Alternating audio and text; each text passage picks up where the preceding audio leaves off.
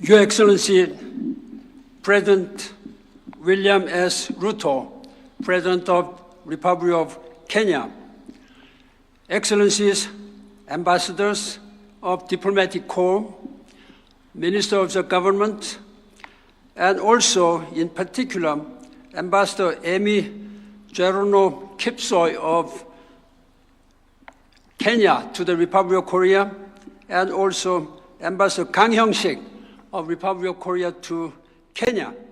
And distinguished guests, ladies and gentlemen, good morning. I'm truly honored to be here with you today. I thank you from the bottom of my heart for this honor, the Order of the Golden Heart of Kenya. It is a truly humbling moment for me to accept this award, Mr. President. I feel such a strong kinship with Kenya and the people of Kenya.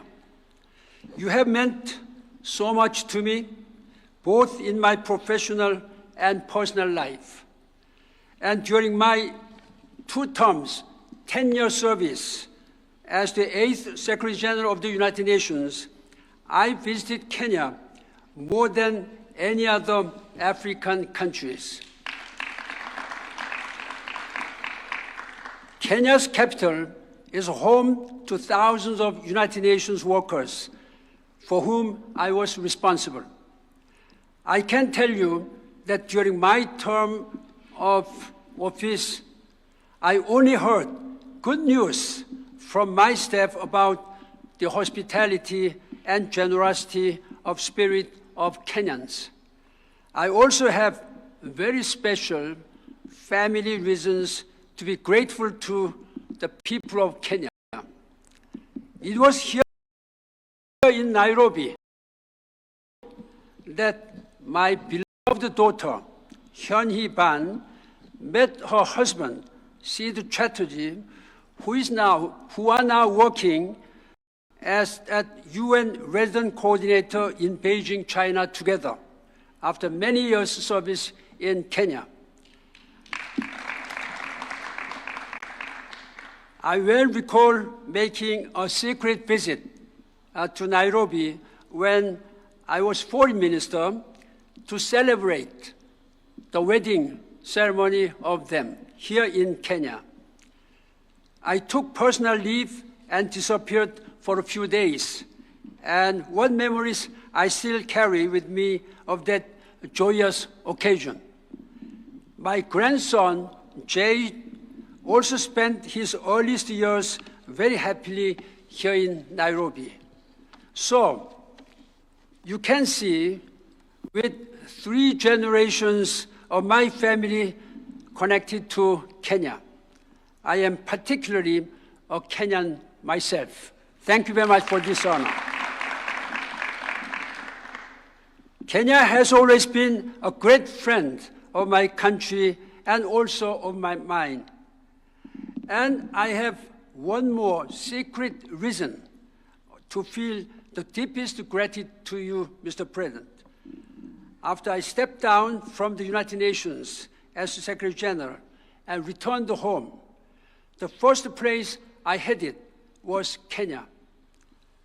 After a couple of weeks of relaxation and reflection, I felt rejuvenated by this great nation and was able to start on the next stage of my life and career. Kenya came to my rescue in a moment of need and served up a tonic that has helped propel me forward ever since. Excellencies, distinguished guests, finally, to close the circle, during September 2023, I was in Nairobi to participate in the Africa Climate Summit in my capacity as chairman of the Global Center on Adaptation. I was pleased that during the summit, His Excellency President Ruto kindly agreed to join the board of Global Center on Adaptation. It was a win for the cause of adaptation to climate change because the world needs great African leadership on the climate emergency. Thank you, Mr. President.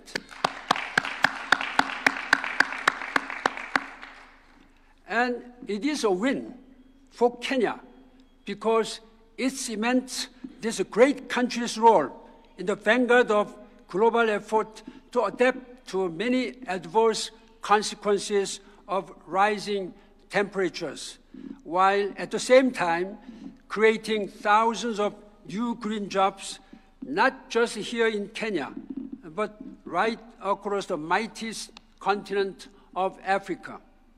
And now here, we are to celebrate the groundbreaking of the all-new headquarters of the Global Center on Adaptation, which thrusts Nairobi to the center of global and regional activity on climate adaptation for the future.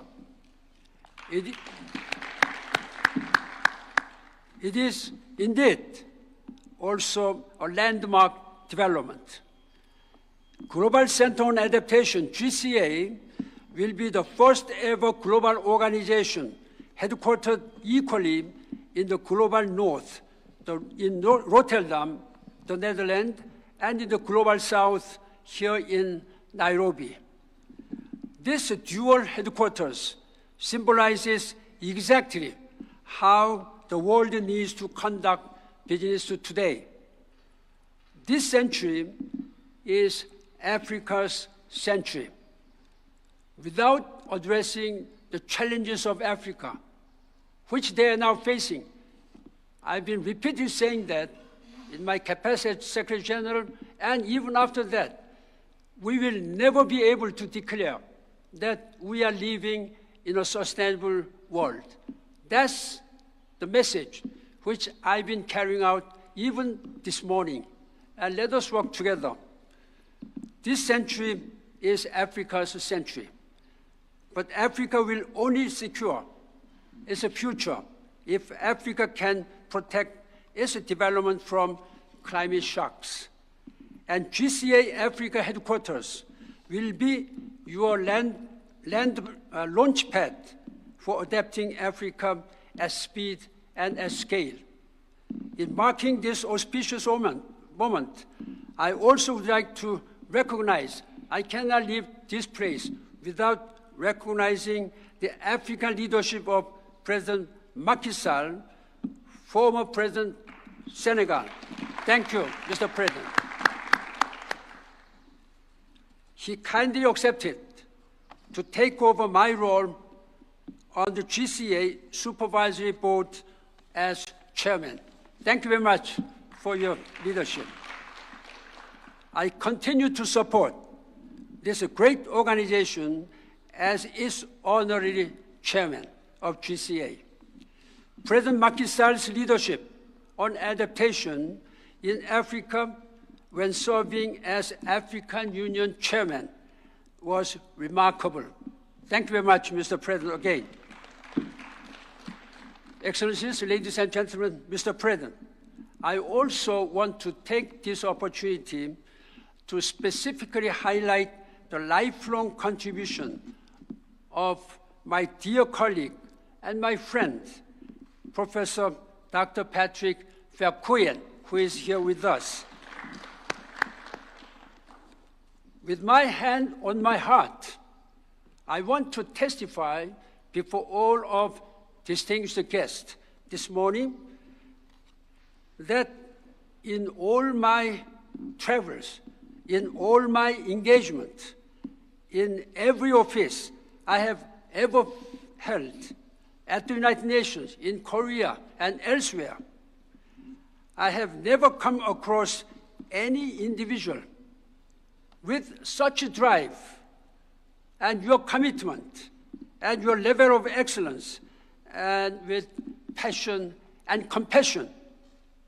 I have full confidence that both of you, President Macky Sall and Dr. Verkuyen, working together will deliver incredible results for climate adaptation for Africa and the world. I repeat, I have spent so many so many years in so many places as public official, but it's very hard to find such a dedicated person as Dr. Fair-Koyan. I know that Professor Fair-Koyan is the best set of hands that could be in place at the University of Nairobi, the premier tertiary institution of this nation. To all the Kenyans present here, I would like to say following. We are in a world of turbulent times across the globe, but appeal to all of you, all of us, young and old, north and south, east and west. We must work together. Let us work together. Let us seize the moment to create a world, new world, in which we all can thrive. Mr. President, that's now for your political responsibility. But for now, as a private citizen, it's my private, individual, moral responsibility. When moral and political responsibility join together their hands, there is nothing which we cannot solve. That's my firm belief during my almost longer than 50 years of public service, including 10-year service at the United Nations.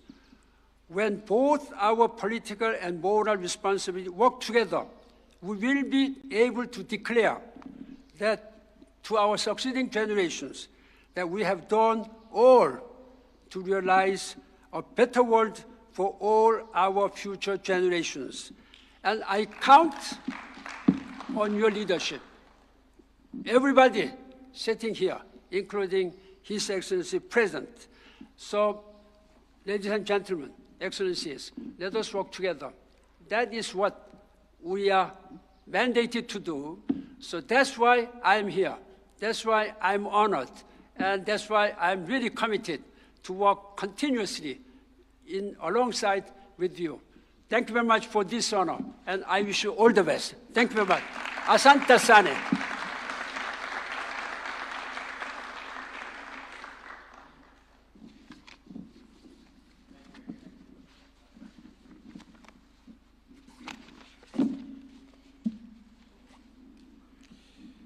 Your Excellencies.